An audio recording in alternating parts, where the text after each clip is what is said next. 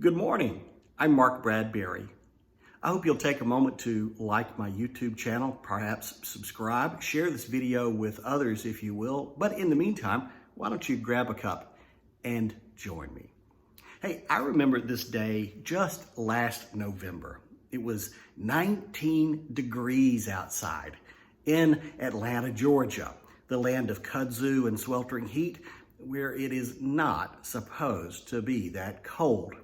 You know, baby, it was cold outside.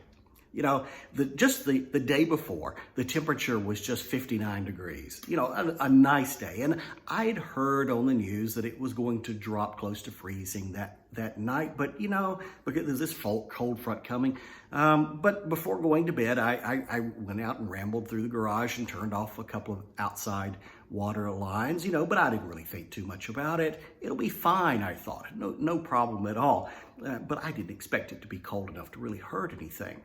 But when I woke up the next morning, I checked on my phone real quick, 19 degrees. Oh my gosh. You know, who's predicting the weather these days? You know, I woke up and I checked it and I thought, oh my gosh, you know, I remembered I had this 100-foot long water hose laying outside, full of water. And I just groaned. And I thought to myself, my bed is warm, my bed is cozy.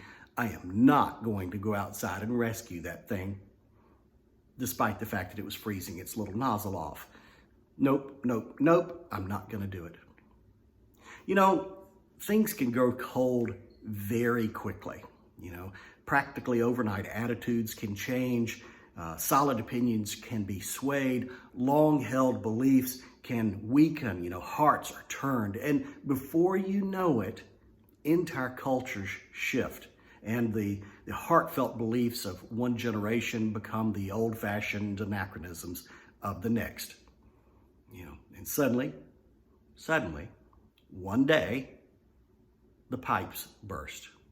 You know, Jesus' disciples once asked him what would be the sign of his return and of the end of the age. And without giving a timetable, he shared this bit of information and some of the indicators. He said, at that time, many will turn away from the faith and will betray and they'll hate each other. He said that many false prophets will appear and deceive many people. And because of that increase of wickedness, the love of most will grow cold, but the one who stands firm to the end will be saved, he said. Now, I would not presumptuously say that we're living in the time of the end. I mean, nobody knows that, but the powerful wisdom of Jesus' words does tell us something. It's a deep and an undeniable truth. And that is that unstopped wickedness displaces love.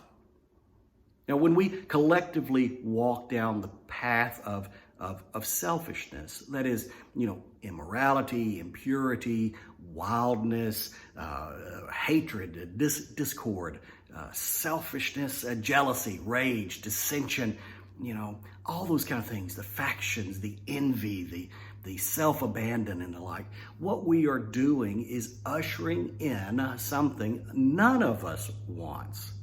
A toxic culture that consumes individuals and ultimately dies.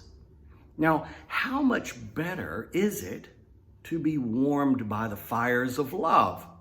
You know, could we instead change our course and demonstrate things like love, joy, peace, faithfulness, kindness, goodness, gentleness, and self-control? Could we not do that? In doing so, we create safety, we create beauty, benevolence, gracefulness, generosity, and the powerful bonds of togetherness. You know, against things, frankly, there is no law. So do your part. And that water hose that I was talking about, that frozen water hose, well, I lay there in a bed for a little while, feeling a little bit guilty about the thing. And finally, I got up to rescue it. I just didn't want it to pop from the cold. enjoy your warm coffee.